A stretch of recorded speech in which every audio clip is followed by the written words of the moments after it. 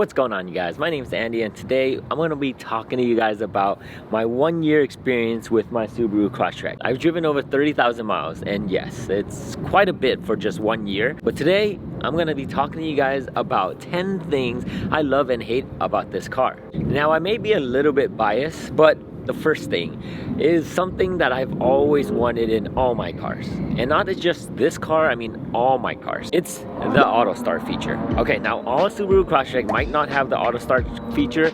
I got it through Starlink, and through that I have an app, and with that app I can auto start my car. I can leave it on for 10 minutes running, warming it up, so I don't have to sit in the car and just do nothing. Warming it up, I can set the seat temperature, I can set if it's turning on AC or just a heater inside the car, so when I get in there it is nice. And that is the first one. The only bad part about that is that you do have to pay for this Starlink feature, and it can be pricey, but if you use it a lot then it kind of makes sense. I have two dogs that shed a lot, and one of the biggest reason I got the limited edition is because it has leather seats. If it was cloth, it would have been a nightmare just to get those fur out, but the fact that it is leather seat, all I have to do is just vacuum it and it's gone. So I love that about the seat. The quality of this leather seat actually feels really nice. I also have a Jeep Rubicon, and it's not as thick as that, but it has a nice feel to it, and it kind of hugs you really nicely. There is a motorcycle that's just going on crazy over there. I don't understand what are they doing? What the hell is going on? The other one would be the CarPlay. Apple CarPlay or Android CarPlay. With this CarPlay nowadays, I don't even get navigation. I don't know who does anymore, but you actually don't need it because your phone has it, and everybody has internet on their phone nowadays. And if you don't, I don't know, man, you gotta check yourself, because that's something like everybody should get. So Apple CarPlay, it is amazing because it plays my Spotify. All I do is just connect it to a car, and whenever I want to go somewhere, I just use it on my phone, connect it to map, and boom, it just goes onto the CarPlay. Even like text message, audiobook, Spotify, maps, it all just syncs up right into your car. I honestly love CarPlay. I don't think I would get a new car without that anymore.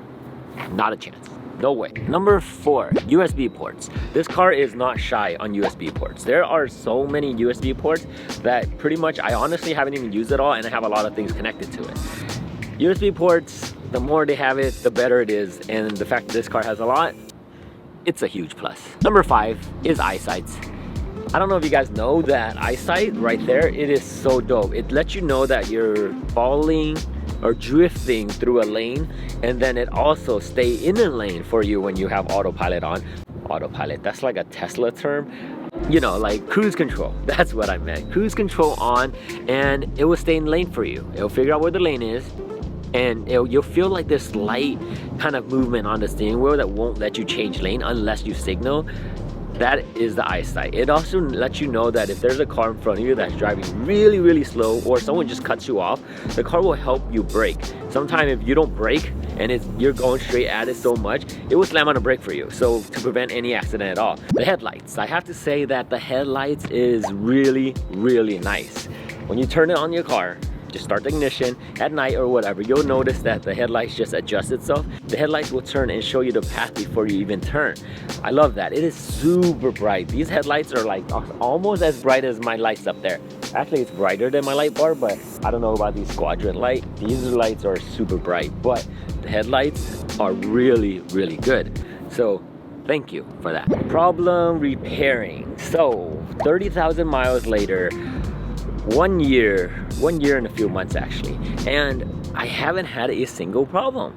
Look at all the things I've done to it, and not a single problem has arisen. I've taken this thing off-roading, I've done stuff to this thing, maybe not push it too much, but I haven't had a single problem where I need to repair it. So it actually is holding up really well with this 1 year. Maybe I'll do a second year and let you guys know if there's a problem with it. But right now, there is no problem. We're gonna be talking about the trunk space. The Subaru trunk space, how can I say this? It is nice, it's big, and when you fold it down, you can see that it fits a lot of stuff, and it does. I like it because it's a Crosstrek. It's not an Outback, it's not a Forester. Those you can put a lot more stuff in here, but this is kind of like I don't know, a family of 2 with some dogs, maybe a family of 3, and you can fit everything in here. And I haven't had a problem with it where I'm like, man, I need to fit more things in here. I need more trunk space. Except when I'm doing some stuff with my business, then I need to carry big stuff. But you know what? That's for businesses. This is not a business car. This is more like a traveling car, a overlanding car. So I pretty much take this thing everywhere, and I'm planning to take this thing everywhere, like camping and off-roading and just adventure stuff. And so far, my 2 dogs lay in the back. Sometimes I put the seat up, but they lay in the back and I fit everything in here. Not a problem. Number 9, we're gonna talk about mileage. So this mileage, it's great, okay? I think it was like 27 mpg, maybe 25 mpg when you first get it. It's completely stock. And then now with everything you see that's on here, I want to say my mpg right now is at 20.9. I want to say 0.9 because it's like, you know, you want to say 21, but you're not really there, so you can't say 21. It's at 20.9, okay? And I think it's great. So my MPG is way better than a lot of like trucks, you know, they're at like 11 or even 9. Last but not least, we're gonna be talking about speed. Number 10, speed. Okay, I don't know how to say this. This thing is slow. This is my biggest con about this car, is that it is slow. It's not fast at all. I know the 2021 model and higher has improved it to 2.5 liter. This is a 2.0 and it's not fast. There's sometimes I'm going uphill and I can feel it. I can feel the car struggling, especially with all this weight in there and things that I pack in my car. So don't get this car thinking you're gonna be the fastest one on the road. You're not gonna be the fastest one on the road. It's a small car, but yet it doesn't have a lot of power, which sucks because I really wish this car had a lot of power. That would have been amazing, but it doesn't. So don't get it for that. It's more of a cruise around, you know, overland, things like that, but it's pretty much not going to beat anybody in a street race. And don't even try, it's not that type of car. If you want to beat somebody, go get a WRX or an STI. Get that Subaru. Overall, you guys, this is my Subaru Crosstrek 2020. Okay, this is a limited edition and I pretty much have everything but the sunroof and the navigation. You can already see why I don't have the sunroof, and we already talked about the navigation. If you guys have any questions, please leave it in the comment below. If you found that this video is helpful, make sure you hit that subscribe button, make sure you hit that like button, because that actually really helped my channel a lot. My name's Andy, and this is Meesubi Crosstrek. I'll catch you guys in the next video.